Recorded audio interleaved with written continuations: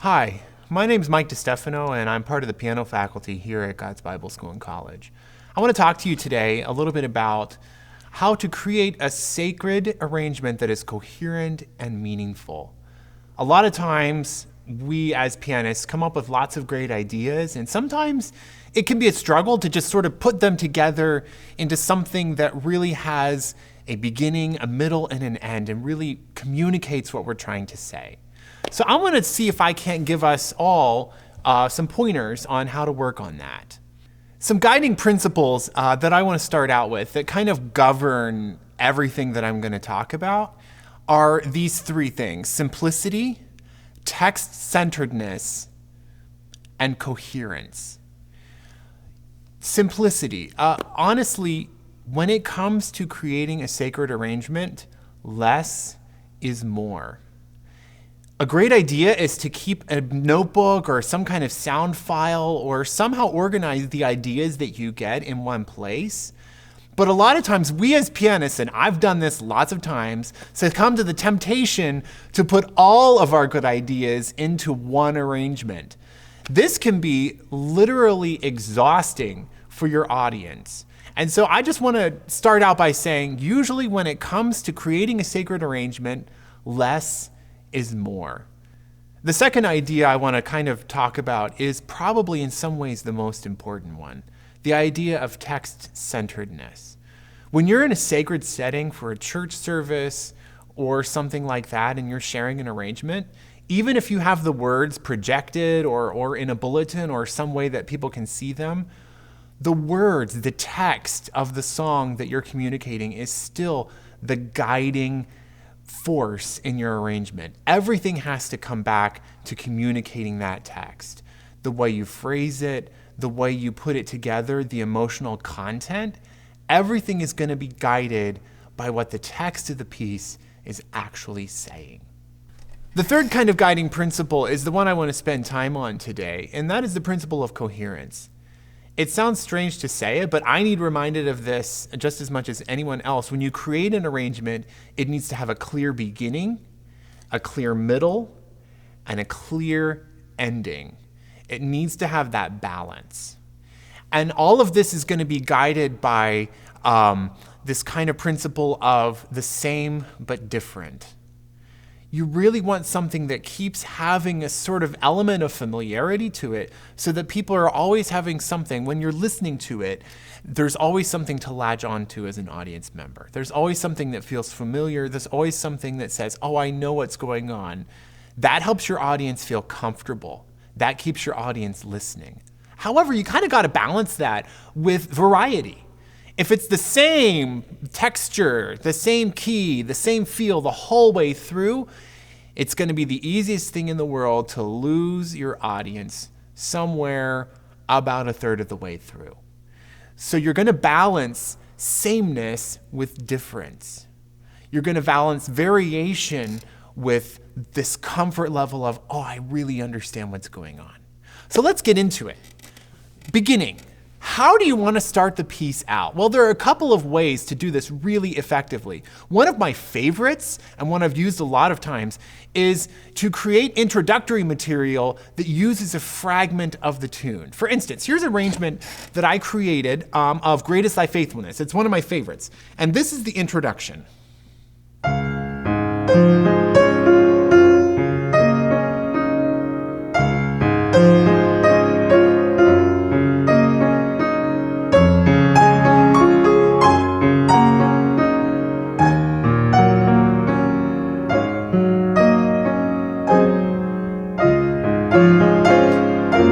Go into the actual body of the hymn. But I created that fragment. The first phrase is, great is thy faithfulness. So we take one of those notes and displace it an octave. And then we just sort of play with the melody a little bit.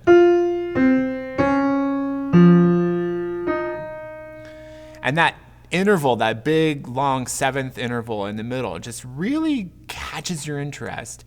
and then we sequence it, and throughout the arrangement, that fragment appears over and over and over again to kind of unify the piece and bring it together.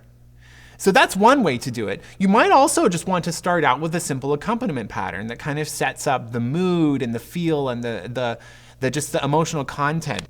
Here's a fragment of another arrangement I created of It Came Upon a Midnight Clear. It's another one of my favorites. And I just sort of start setting it up with this gentle accompaniment pattern, which really sets the mood. The shepherds are out there, you know, in the fields. It's peaceful, it's Christmas.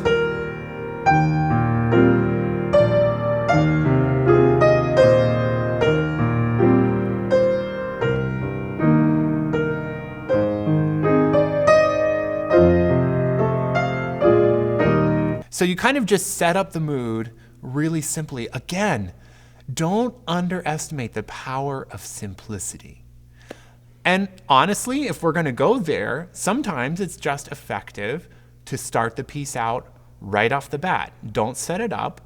Just use the opening phrases of the song itself to start the mood. For instance, if you did something like,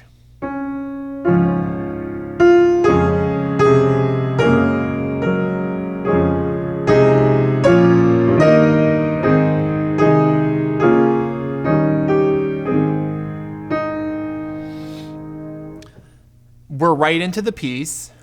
You have communicated through the way that you're voicing it, through the style that you're playing, exactly what the piece is saying, and you've grabbed people's interest from beat one without doing anything introductory. So we've kind of set it up, we've started out, now we get to the middle. Here's where you can have the most fun. Here's where you can vary the material and really, really play with it. Once you've introduced the material, we've heard it, we've absorbed it, we know what we're listening to. The text is still your guide, so we need to still have a clear melody line. The tune still really needs to communicate the text, but here's where you can have fun. A lot of times, people like to do a key change. That's simple and effective. You can also, if you want to, just kind of play with your audience and do a false key change. I'm starting it out in E flat.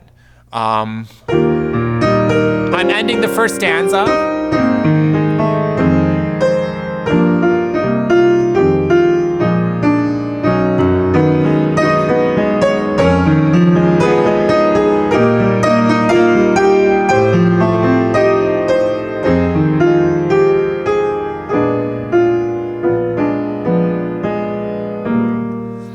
And I went all over the place. I came back to E flat, but I did enough variation in the middle that the audience kind of went on a journey and it feels like a new place.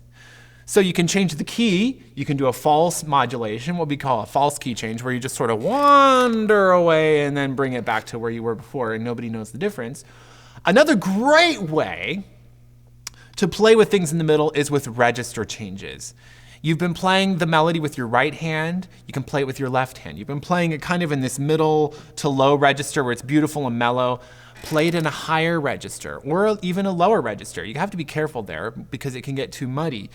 Here, from that earlier example of It Came Upon a Midnight Clear, is the second stanza. I've changed the key, gone from E flat to G major, and I've put the melody in the left hand and added an accompaniment pattern in the right.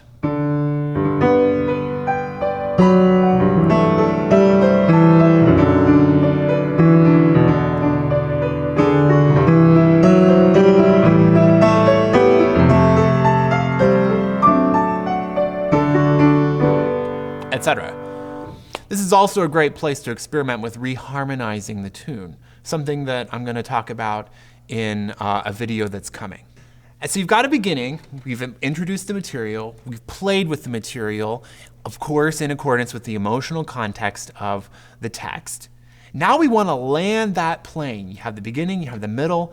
How do you just bring it in to a close so that people feel a sense of closure, a sense of coherence, a sense that we've been somewhere and we came back? Some of this really depends on the emotional content of the piece. Again, is the arc of the story of the piece, the arc of the content, the emotional arc, is that triumphant? For instance, last stanza of It Came Upon a Midnight Clear is really wonderful. It's talking about the age of gold, when peace o'er all the world shall its ancient splendors fling. So we get this nice big,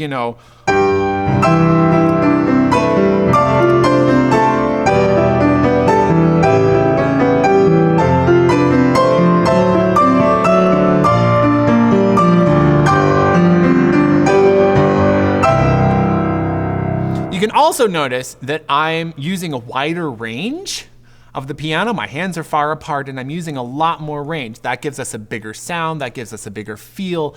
I feel more expansive when I play that third stanza. You can also just really bring it in.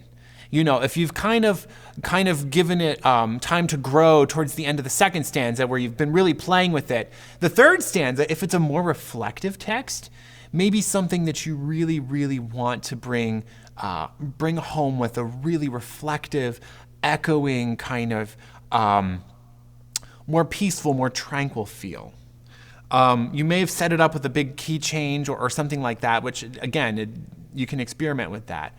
But you might want to just really, really bring it in, which I actually really do at the end of my arrangement of Great Is Thy Faithfulness. I shared a little bit of that with you early.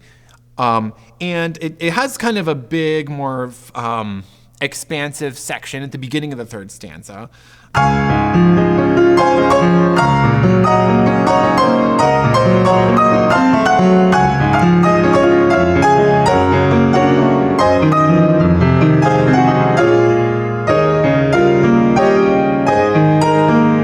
I actually do a key change in the middle of the last stanza, which even just ramps up that emotional content just a little bit more.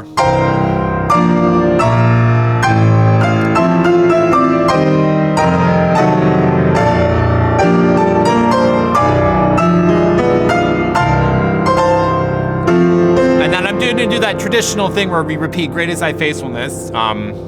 It's tradition, but it really works here.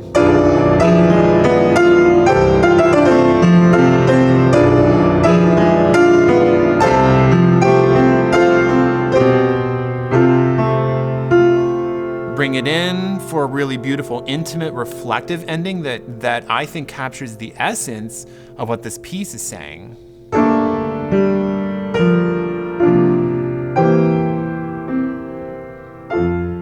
And we end it with a fragment that we began it with, again, giving us that coherence.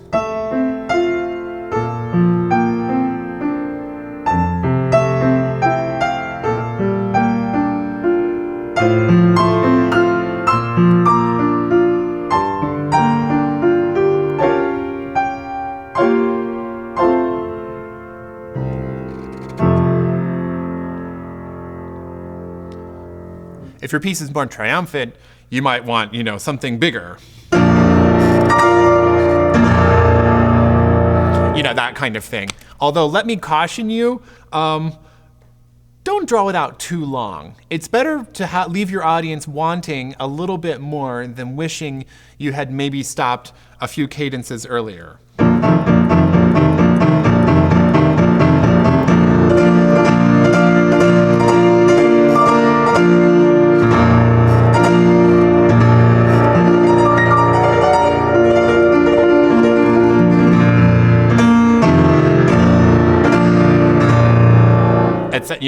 You get what I'm saying.